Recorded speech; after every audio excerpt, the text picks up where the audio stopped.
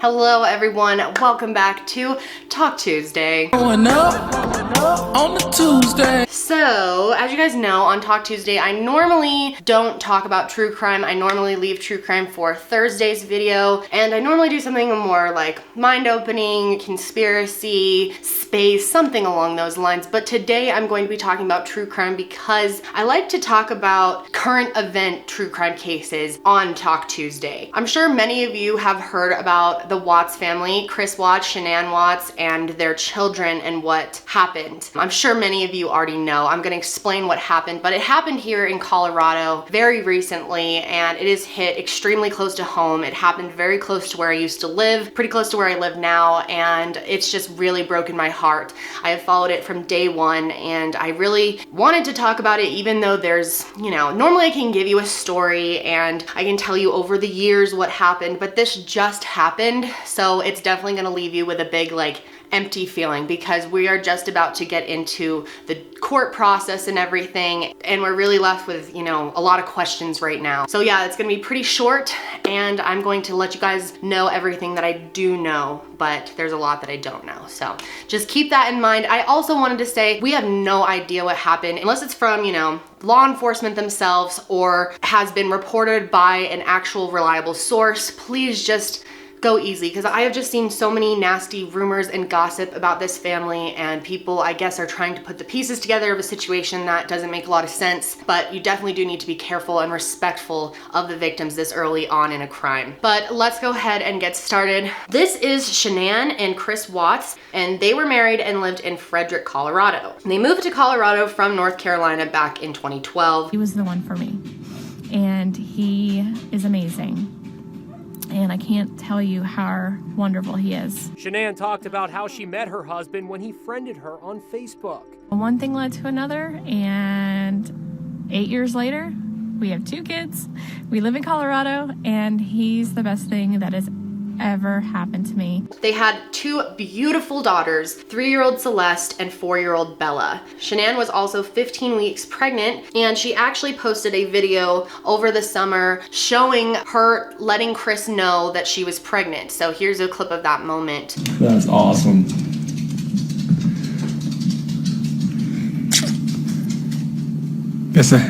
Guess when you want to, it happens. Guess what, girls?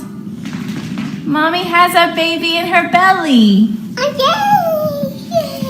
Are you guys excited? Yeah. Now that looks like a really happy family, right? Well, something was going on beneath the surface. They found out that their son was actually going to be a boy, and reportedly she was going to name him Nico. Shanann was a sales rep for Lavelle, which is a health and wellness company that sells nutritional products. So she was very involved in that and seemed to be very social, had a lot of friends, had a lot of presence, and people really, really liked her. And Chris was in the oil and gas industry, and he worked for a company called Anadarko Petroleum Corporation, which is in Colorado. And people thought of Shanann and Chris as a really strong and solid couple. No one ever suspected that they were having issues or that Chris would be the type to do anything malicious. And Shanann would actually post things on her social media often about how wonderful of a husband and father Chris was and how lucky she was to have him. Here he is wearing a shirt that says, "I'm a proud dad." And here's a sonogram post that was posted by Shanann in June. So definitely on the outside, at least on the social media front, they came across as a really beautiful family who had everything going for them. But that would all change on Monday, August 13th of this year. So Shanann was out of town before this. So she was coming home that night. At 1:48 a.m., a neighbor's security camera picked up Shanann being dropped off from the airport and coming home. She was dropped off by a friend, and she was on a business trip to Arizona. And according to Chris, he woke up that morning around 4 or 5 a.m. to get ready for work. And at 5:27 a.m., a neighbor's security camera picked up Chris. He was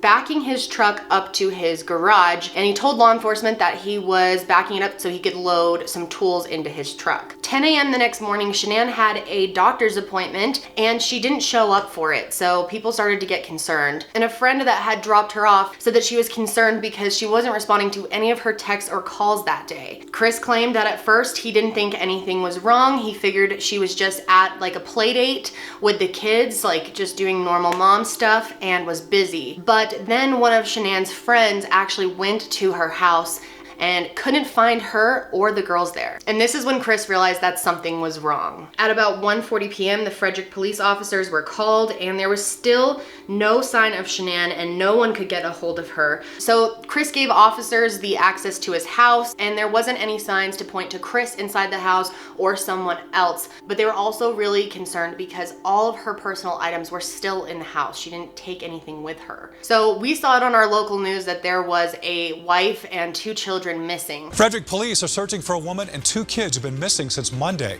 Pregnant 34-year-old Shannon Watts and her 2 daughters, who were 3 and 4 years old, was last seen by her husband at 5 o'clock in the morning Monday. Her friends and family have not been able to contact her. Frederick police tell us, quote, most of the department is working to find any leads. The next day, August 14th, the Colorado Bureau of Investigation and the FBI got involved with things. They issued a missing persons alert for all 3 of them and started searching. And on that day, it was a Tuesday, Chris did an interview, and wow. Yeah. I will go ahead and play that for you now. Really busy Tuesday. Another developing story that we're following for you. Police looking for a pregnant Frederick woman and her 2 children who have seemingly vanished without a trace. Shannon Watts and her 2 young daughters have not been seen since early yesterday morning. They're doing their best right now to figure out, like, if they can get a scent, see where they went. If they went on foot, they went in a car, or they went somewhere. On Monday night, Christopher Watts couldn't sleep. No, I wasn't gonna kiss him to bed tonight. That's why last night was just horrible. His pregnant wife, Shanann, and 2 daughters, Celeste and Bella, went missing early Monday morning after Shanann came home from a business trip in Arizona. I left around 5:15. She was still here. Christopher tried calling her phone several times throughout the day with no answer, but when he got home on Monday, her purse, keys, and phone was left in the house. Did you guys get into an argument before she left? It wasn't like an argument. We had an emotional conversation, but I'll leave it at that. But I just want them back.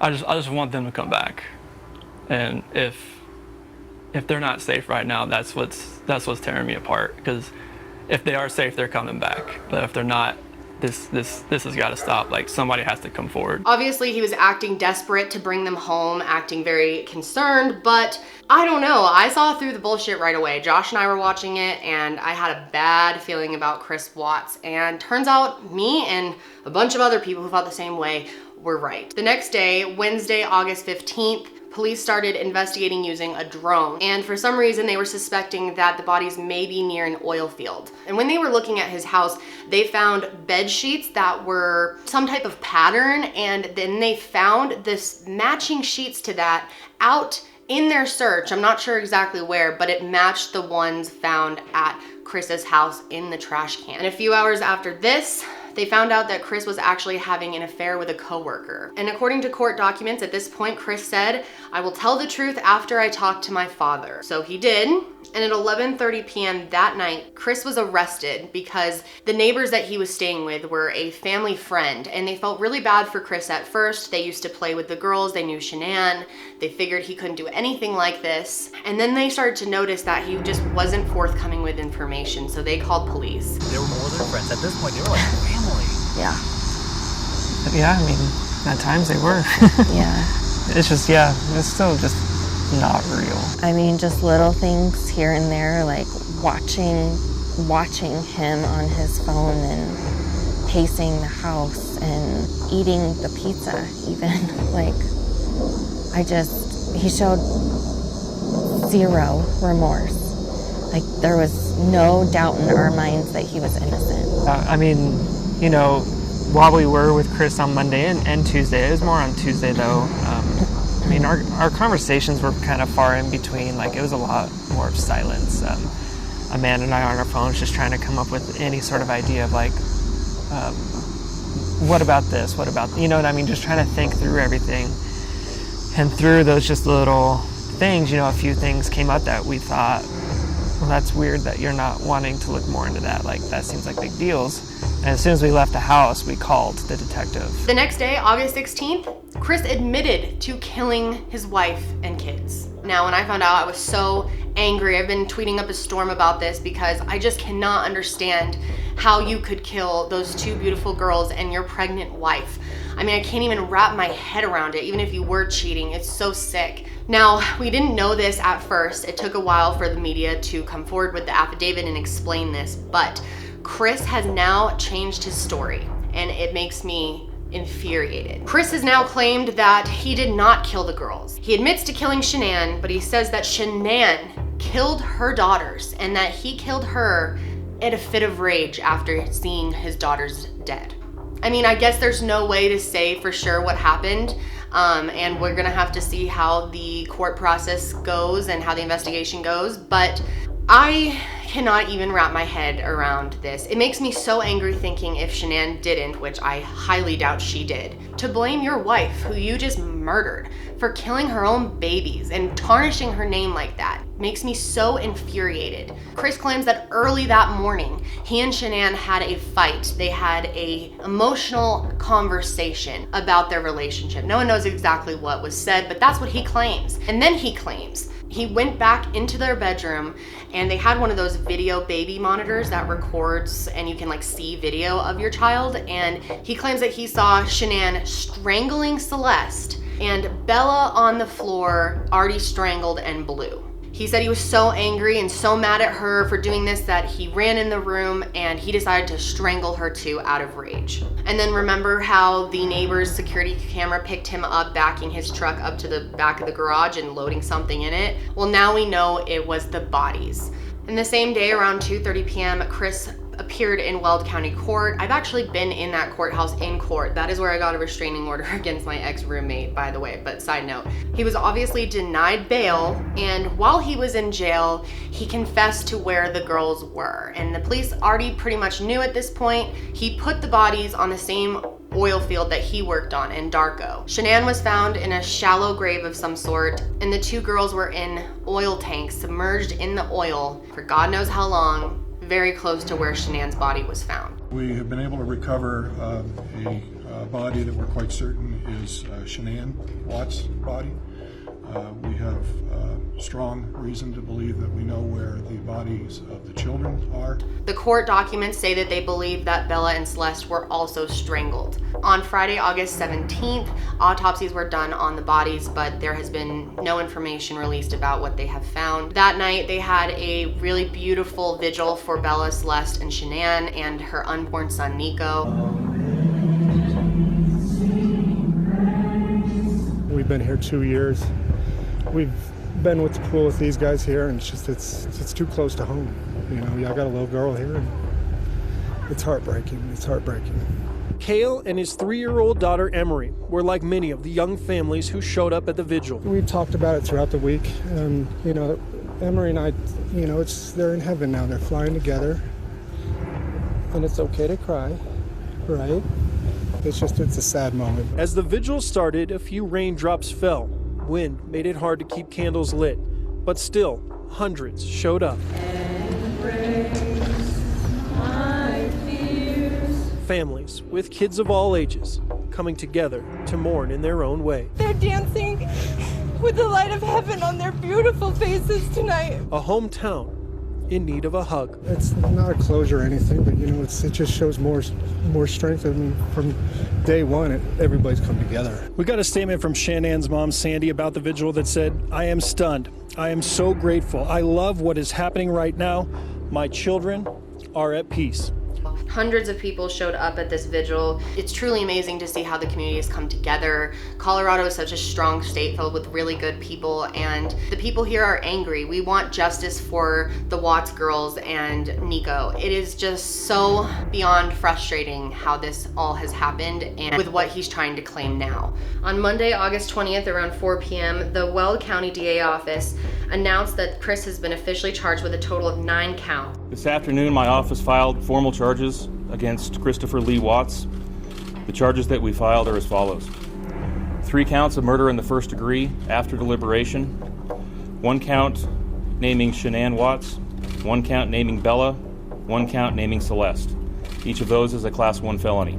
We filed 1 count of unlawful termination of a pregnancy in the first degree, which is a Class 2 felony as a result of Shanann being pregnant at the time of her death. We filed 3 counts of tampering with a deceased human body, each of which is a Class 3 felony, each of which count obviously names Shanann, Bella, and Celeste as victims. There's a lot of other information out there about their finances. I'm not sure exactly. It's so hard to say exactly what number, or, you know, this is someone's personal information that it's just hard to put the picture together without all the information. But it does seem that they were in quite a bit of debt. Court papers obtained by Inside Edition show they declared bankruptcy in 2015 with $449,000 in debts and just $864 in the bank. I know the defense side has asked for swabs of the girls' necks, and I'm guessing that's because they believe Shanann's DNA will be on their necks because they believe that she strangled them. But I'm not sure what condition they're in. I'm not sure if they can even get that. If anyone knows, I just would think it's hard if they were in oil for so long, which some sources have said up to 4 days, but I'm not exactly sure. There's been a lot of like controversy over when he killed the kids. Did he kill them that night when he killed her, or did he kill them while she was in Arizona like days before and killed her when she came home and found out and freaked out?